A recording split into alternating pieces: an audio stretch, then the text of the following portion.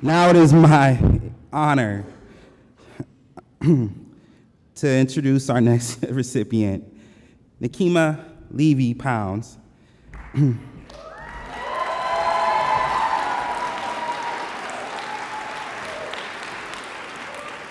So Nekima has made it her life's work to stand up for the well-being of all people, especially those who have been marginalized by society. Nekima is a civil rights attorney, an award-winning professor, where she's an award-winning professor at the law school of the University of St. Thomas, and a tireless advocate for social justice. As a founding director of the Community Justice Project at St. Thomas, Nekima works with law students to examine ways to improve the lives of African Americans in the Twin Cities. You can clap.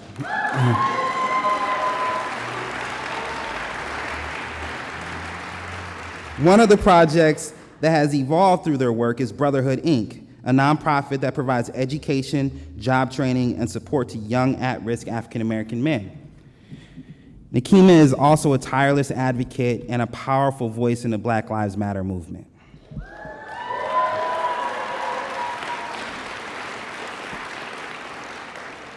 Nekima was nominated for tonight's award by Brotherhood, Inc. board member Bill Keats.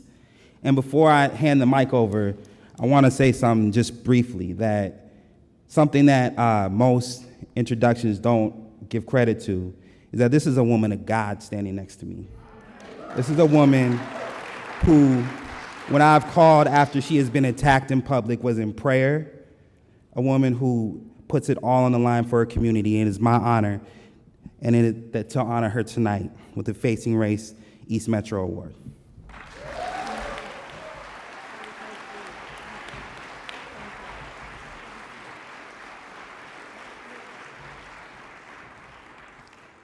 After hearing those amazing speeches, some of my friends and colleagues said I need to beatbox or something. I mean, I've just been blown away, honestly. I just want to congratulate all the fellow honorees tonight. Let's give them another round of applause. They're incredible. I'm so honored to be here with you all to celebrate tonight. I want to thank the St. Paul Foundation, Colleen Rhodes and Rosa Shiplander in particular, for their work in making this award ceremony possible. I want to thank also Bill and Jean Keats from the Brotherhood, Inc. board for nominating me for this award. They themselves are on the front lines fighting for racial justice. I want to thank the board members of Brotherhood, Inc. and the young men who are a part of Brotherhood, Inc. They help motivate me to keep going, hearing their stories and the things that they go through in the community. I want to thank all my colleagues at the University of St. Thomas Law School, as well as my current law students and former law students who are present here today. I want to thank all the community members who came out, including my Facebook friends and fellow freedom fighters. I love when Facebook friends become real friends, and that happens to me a lot, believe it or not. I also want to thank Nathaniel Kalik and Vicki Davis, because when I first moved to the state of Minnesota in 2003, I felt a calling to go into civil rights work in the community, and I didn't know who to call. But I had read about the work of Nathaniel Kalik when he was the president of the St. Paul NAACP, so I reached out to him and asked if he would meet with me. And when I walked in the coffee shop, he was surprised. He was expecting an older white woman because of, Levy being a part of my name, but he got me. And we talked for about 4 hours. I said, tell me about the issues that are impacting the African American community. And at the end of that conversation, I said, I want to start a civil rights clinic that begins to address these issues. And literally the rest is history. It's a blessing to work under mentors who can see your value, and they are not discriminating against you because of your race, because of your gender, and because of your age. Because that would have been 3 strikes against me when I approached him. And so them taking me under their wings has made a huge difference in helping me to learn the ropes in this work. I'd also like to thank my husband and children for all of their support, because I have a lot of late nights in this work, a lot of time that's spent in this work, and they are there with me every step of the way. Finally, I just want to say a few words. As Justin mentioned, I am a woman of faith, and I do this work because of my faith.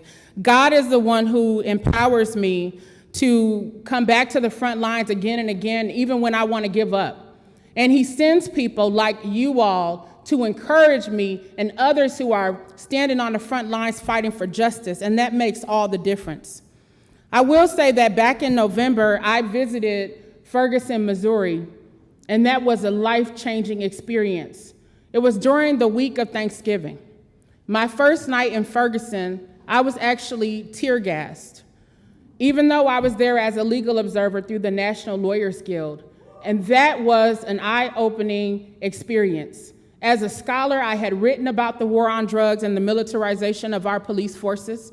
It's another thing to actually experience those issues up close and personal. So even though I had that experience of being tear gassed, one of the things that was most powerful and impactful for me to see were the young people who were right beside me being tear gassed, and who, after the tear gas wore off, dusted themselves off and got right back on the front lines fighting for freedom, justice, and equality.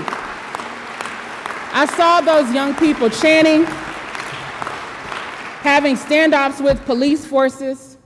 Most of them were nonviolent, peaceful protesters, marching through the streets even on Thanksgiving Day. I could not believe it. After I returned back from Ferguson, I was approached by young people about being involved in our local Black Lives Matter movement, and it was a no-brainer. Prior to my trip to Ferguson, I thought that I was an activist. However, after that experience, I realized perhaps I'm an armchair activist. So when they approached me about shutting down the 35W, that was a no-brainer, believe it or not. And then when they talked about having a demonstration at the Mall of America, again, a no-brainer. We know that Mall of America is a corporate giant in the state of Minnesota. We know that there have been issues with racial profiling at Mall of America. We know that it's one of the most visible places in the country. And so we decided to show up 3,000 strong, people from all walks of life, babies all the way to the elderly.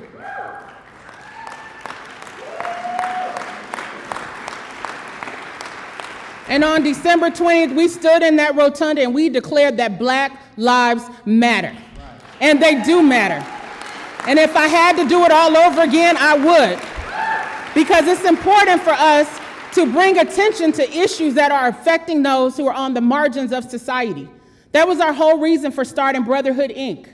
We started with the vision back in 2007, back before there was My Brother's Keeper, back before people were even concerned about what was happening to young African American men. As we began to look at the statistics, we said, how can this be? Why are our young men falling through the cracks? Why are they coming into contact with police day in and day out?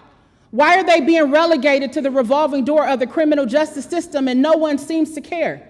Why are they cycling in and out of homelessness and no one seems to care? So we said we have to do something about this. And one of the things we started to do was to look around the country to see what other people were doing to address this issue. We found a program called Homeboy Industries out of Los Angeles, founded by Father Greg Boyle, who for 25 years has been working with people with criminal histories and people who are leaving the gang life. And we said we need to bring that program here to the Twin Cities of Minnesota. And today, on a shoestring, grassroots budget, we employ 20 young African American men.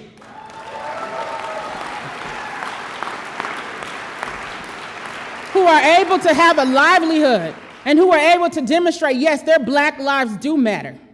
They matter in our society. So all of us have to understand that there are those who are on the fringes.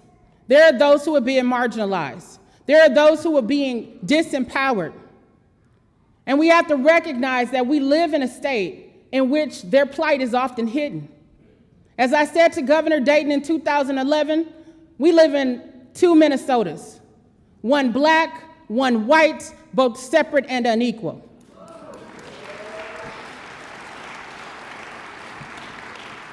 And we can see evidence of this when we look across the board at key indicators of quality of life, where we see white people seemingly enjoying their life in Minnesota, not having one home, but even a cabin. And meanwhile, people of color are struggling to even pay their rent in an apartment. That ain't right. We have to change what's happening in our state. And for those who may be blind to what's going on, we need to recognize that we are Ferguson, that we are Cleveland, that we are New York, and we are Baltimore. We just don't know it yet. We have to be like Gandhi said and be the change that we want to see in this world. It's going to take each and every one of us to face race with courage, to be willing to get uncomfortable, to be willing to shake things up, to be willing to dismantle systems of oppression until every person in our community, every person in our state, and every person in our nation matters for who they are. Thank you, and God bless you.